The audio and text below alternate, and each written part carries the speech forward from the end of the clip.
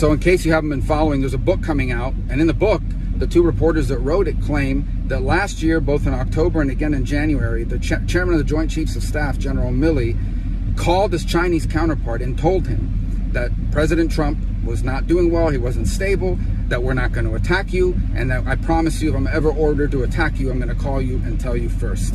Okay, that's what the story says. And what I was hoping we would have today is a denial that this is not true, that this is all made up. Instead, we just saw a statement from General Milley.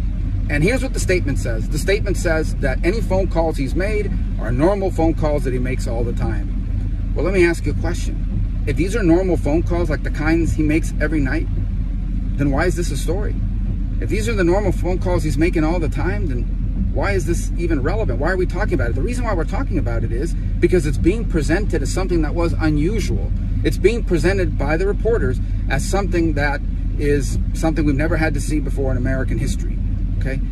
And here's the second problem I have. Who's the source of all this? I don't think these reporters made it up. If they made it up, then General Milley should say this is a lie, it's a fabrication. I think General Milley, it's clear now, was the source. I think he talked to them. I think he portrayed it that way. I think he told them this wasn't normal. I had to do this for the good of our country because he wanted to make himself look good.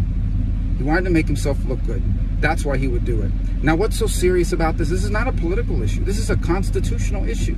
You know what protects us from ever having a military coup in this country? Civilian control of the military. The commander-in-chief is the president, a civilian. And here we have an instance of the highest ranking uniformed officer in the United States undermining the commander-in-chief by colluding and coordinating with a potential adversary. So this is a constitutional violation. It's a violation of his oath to the Constitution, but it also is treacherous. It puts in danger our national security. I imagine the Chinese left that phone call and said to themselves, there's instability in America. Imagine if they would have decided now is the time to invade Taiwan because there's political instability in the chain of command. This is treacherous, it was dangerous, it's unconstitutional, and General Milley needs to answer questions about it because if this is true, he should be fired. He should be fired and he should have to face military justice for what he's done. All right, folks, thank you so much for joining us here at Golden State Times. If you're new to the channel, we encourage you to subscribe by clicking that middle button. Also, check out our previous video by clicking the video on the right, or a video you might enjoy by clicking the video on the left. Also, don't forget to click the thumbs up button and share this video on social media. Peace.